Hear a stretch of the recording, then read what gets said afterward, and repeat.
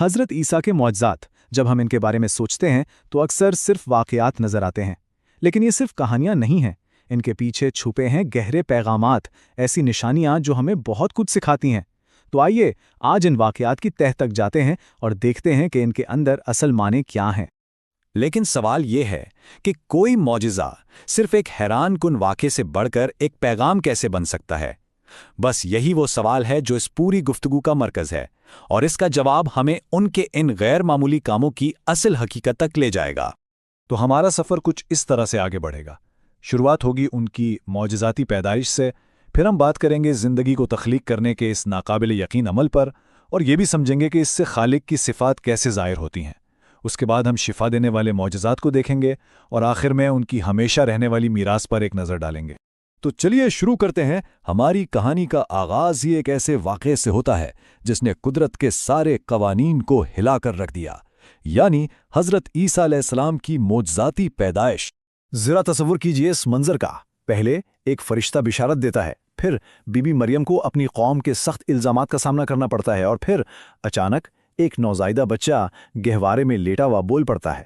نہ صرف اپنی ماں کی پاک دامنی کا دفاع کرتا ہے بلکہ اپنی نبوت کا اعلان بھی کر دیتا ہے۔ سوچئے، پہلے ہی لمحے سے یہ بالکل صاف تھا کہ یہ شخصیت غیر معمولی ہے۔ لیکن ان کی زندگی کا جو معجزہ سب سے زیادہ سوچنے پر مجبور کرتا ہے وہ ہے مٹی سے زندگی پیدا کرنے کا معجزہ۔ آئیے اس پر ذرا تفصیل سے بات کرتے ہیں۔ تو یہ ہوا کیسے؟ اس عمل کو قدم بقدم دیکھتے ہیں۔ سب سے پہلے حضرت عیسیٰ نے سادہ مٹی لی اور اس سے پرندوں کی شکلیں بنائیں، ٹھیک؟ پھر اللہ کے حکم سے انہوں نے ان مٹی کے ڈھانچوں میں پھونک ماری، اور پھر جو ہوا وہ حیران کن تھا۔ وہ بے جان مٹی کے مجسمے زندہ پرندے بن کر آسمان میں اڑ گئے۔ اب دیکھیے، مٹی سے پرندے بنا دینا یہ صرف ایک جادو کا کھیل یا کرشمہ نہیں تھا، بالکل نہیں۔ اس کے پیچھے ایک بہت ہی گہرا روحانی پیغام چھپا تھا، ایک ایسا پیغام جو ہمیں سیدھا خالق کی صفات سے جوڑتا ہے۔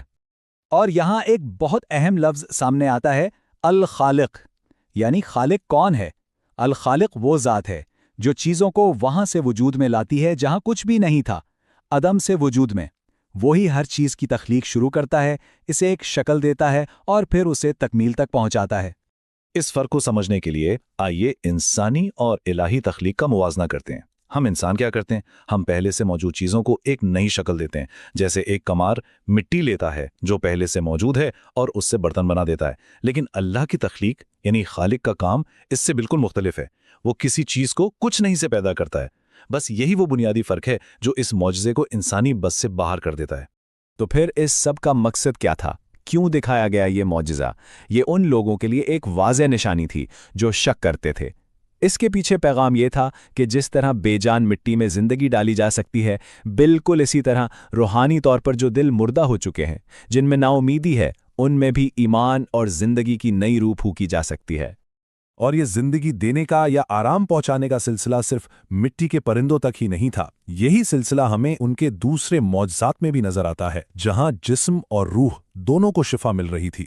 مثال کے طور پر انہوں نے نابیناؤں کو روشنی دی، وہ دیکھنے لگے، کوڑیوں کو شفا دی، وہ پاک صاف ہو گئے، اور تو اور اللہ کے حکم سے مردوں کو بھی زندگی کی طرف واپس بلا لیا۔ یہ سارے کام اس بات کا کھلا ثبوت تھے کہ زندگی اور موت پر اختیار صرف اللہ کا ہے۔ لیکن یہاں بھی ان جسمانی شفاؤں کے پیچھے ایک گہرا مطلب تھا۔ یہ سب اصل میں اس روحانی روشنی اور شعور کی علامت تھیں جو وہ اپنی قوم کے لیے لائے تھے۔ مطلب جس طرح انہوں نے جسم کے اندھیرے یعنی بیماری کو دور کیا، اسی طرح ان کا مقصد دلوں کے اندھیرے یعنی جہالت اور غفلت کو بھی مٹانا تھا۔ تو ان سب باتوں کو سمیٹتے ہوئے آئیے اب ان کے تمام معجزات کے مجموعی پیغام اور ان کی میراث پر ایک آخری نظر ڈالتے ہیں۔ تو اصل بات کیا ہے؟ اصل بات یہ ہے کہ یہ معجزات اس مادی دنیا میں خالق کی قدرت اور اس کی مرضی کا سیدھا سادہ اظہار تھے۔ یہ ایک زندہ ثبوت تھے اس بات کا کہ ایک اعلیٰ طاقت ہے جو ہر چیز پر قادر ہے اور جس کے لیے کچھ بھی ناممکن نہیں۔ اور شاید ان کی زندگی کا سب سے خوبصورت پہلو یہی توازن ہے۔ سوچئے، ایک طرف انتہائی عاجزی اور انکساری، اور دوسری طرف اللہ کی دی ہوئی بے پناہ قدرت۔ ان کی میراث دراصل اسی عاجزی اور اللہ کے دیے ہوئے اختیار کا ایک بہترین امتزاج ہے۔ تو ہم اس گفتگو کو یہیں ایک سوال پر چھوڑتے ہیں، آخر ایک ایسی نشانی کا مقصد کیا ہو سکتا ہے جو انسانی سوچ اور امکان کی حدوں سے ہی باہر ہو؟ شاید اس کا جواب یہ ہے کہ یہ ہمیں یاد دلائے کہ ایمان کی طاقت کے سامنے کوئی بھی چیز ناممکن نہیں رہتی۔